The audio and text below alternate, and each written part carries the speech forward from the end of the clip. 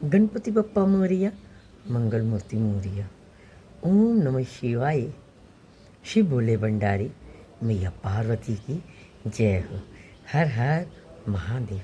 कई बार आपने देखा होगा, कोई इंसान है वो आपके पास आके बैठता है, बात करता है, लेकिन आपको ऐसा लग रहा है कि ये गलत कह रहा है। लेकिन आप सुनते गए, आखिर में आपने सोचा कि क्यों ना मैं उसे समझा देता हूँ। और वो उसको बहुत कहने की कोशिश करता है, भाई आप गलत बात कह रहे हैं, ये गलत है, आप इस रास्ते पे मत जाओ, ये रास्ता आपको बर्बाद कर देगा, इसमें आपका नुकसान हो जाएगा, भला नहीं होएगा। और सही दिशा बता रहा है कि इस दिशा में चलेगा तो तुम्हें नुकसान नहीं होएगा। उसको बार बार समझाया जा रहा है कि आप गलत मत करो। कभी कभी समझदार इंसान भी ये बात कहता है ना, तो आजकल की जनरेशन सुनती नहीं है, लेकिन बार बार समझाने से उसको समझ लेना चाहिए, क्योंकि हमेशा समझदार इंसान जो है ना सही दिशा ही बताता है।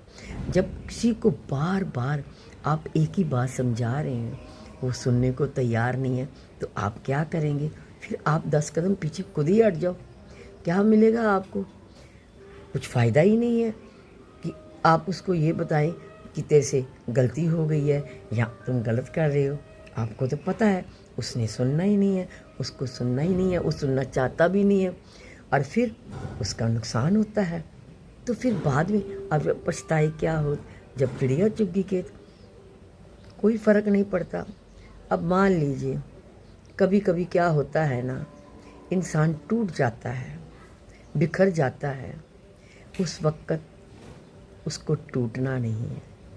बिखर गए ना, उस टाइम पे आपको सही दिशा मिलती है, आपको समझ में आता है आपने अपने जीवन में क्या खो दिया, कहाँ आप गलत हो गए। जब ठोकर लगती है ना, तो इंसान दोबारा वो गलती नहीं करता, उसको एहसास होता है और अपनी गलती को पहचानता है। चलिए, जिसने इन चीज़ों को समझ लिया ना, वो नाकामयाबी कभी देख ही नहीं सकता। हमें तो सबसे पहले भोले बाबा के शरण में जाना है। अपने मस्तक में हमारी सारी बुराइयां, जो हमारे मन की इच्छा है वो आ जाएगी, और उनके जाके शीश झुकाएंगे ना, तो सारा कुछ हमारे दुख हर लेंगे। और मिलके जयकारा बोलते हैं, ओम नमः शिवाय। शिव भोले भंडारी, मैया पार्वती की जय हो। हर हर महादेव।